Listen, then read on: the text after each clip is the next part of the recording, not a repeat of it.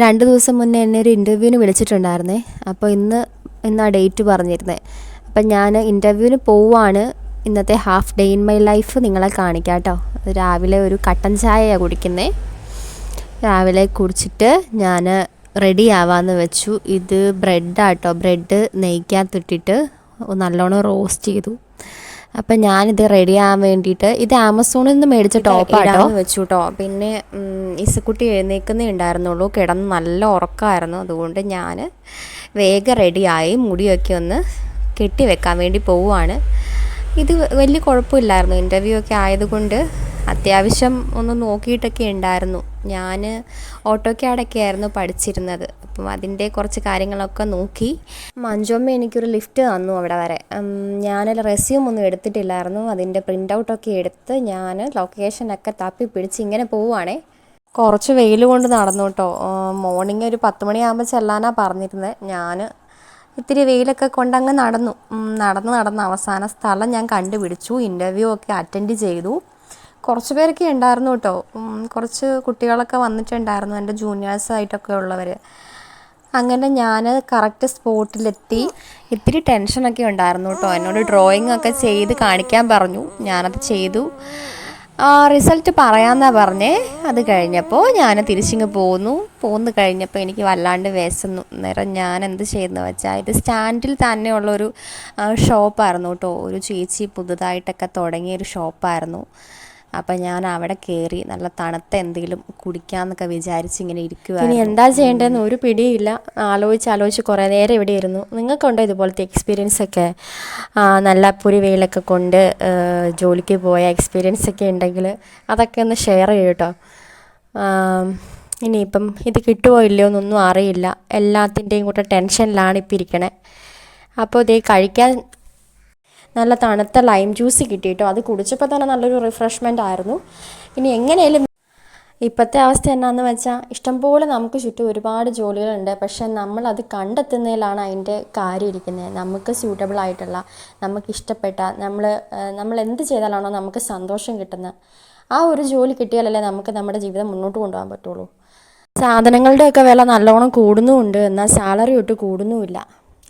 അത് കൂടാത്തതെന്ന് എനിക്കൊട്ട് അറിയത്തുമില്ല.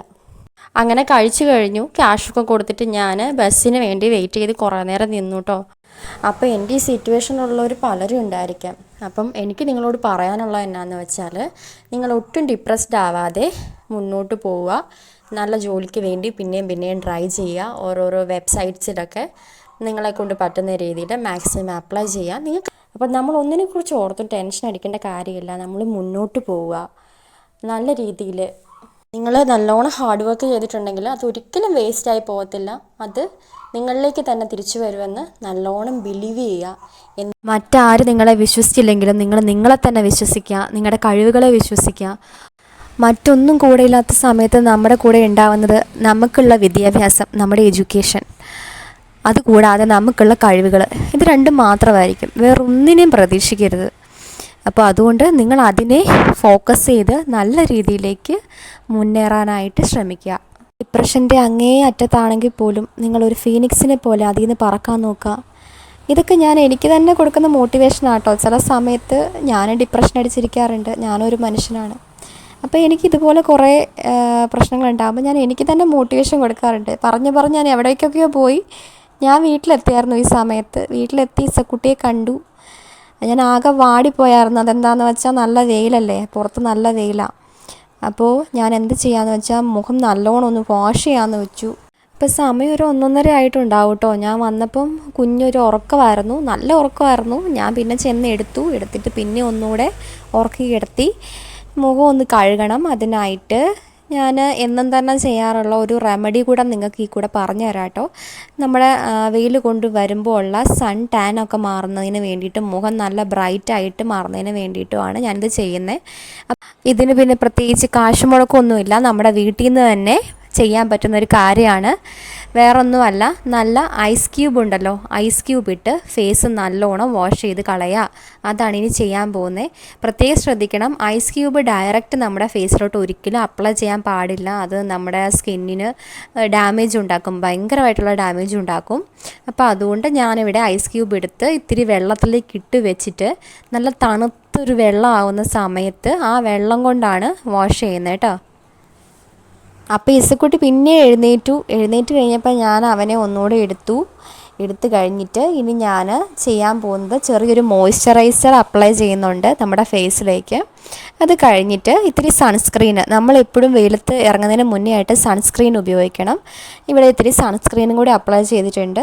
ലാക്മിയുടെ സൺസ്ക്രീൻ നല്ലതാണ്, മാമാ എർത്തിൻ്റെ സൺസ്ക്രീനൊക്കെ നല്ലതാണ്. ഞാൻ അതിൻ്റെ ലിങ്ക് താഴെ ഡിസ്ക്രിപ്ഷൻ ബോക്സിൽ കൊടുത്തേക്കാം. പിന്നെ ഒരു കുർത്തിയുടെ ടോപ്പ് കണ്ടില്ലായിരുന്നോ, അത് ആവശ്യമുള്ളവർക്ക് വാങ്ങാം, നല്ല ടോപ്പാണ്. അതിൻ്റെ ലിങ്കും ഞാൻ ഡിസ്ക്രിപ്ഷനിൽ കൊടുക്കുന്നുണ്ട് കേട്ടോ. ഞാനിവിടെ നല്ലോണം ഫ്രഷ് ആയിട്ടുണ്ട്. നിങ്ങൾക്ക് ഹെയർ കെയറിൻ്റെ വീഡിയോസൊക്കെ കാണണമെന്നുണ്ടെങ്കിൽ എൻ്റെ ചാനലിൽ അപ്ലോഡ് ചെയ്തിട്ടുണ്ട്, അത് പോയി കാണാം കേട്ടോ. അപ്പോൾ ഈ half day in my life ഇഷ്ടപ്പെട്ടിട്ടുണ്ടെങ്കിൽ ചാനൽ സബ്സ്ക്രൈബ് ചെയ്യുക, ലൈക്ക് ചെയ്യുക, കമൻറ്റ്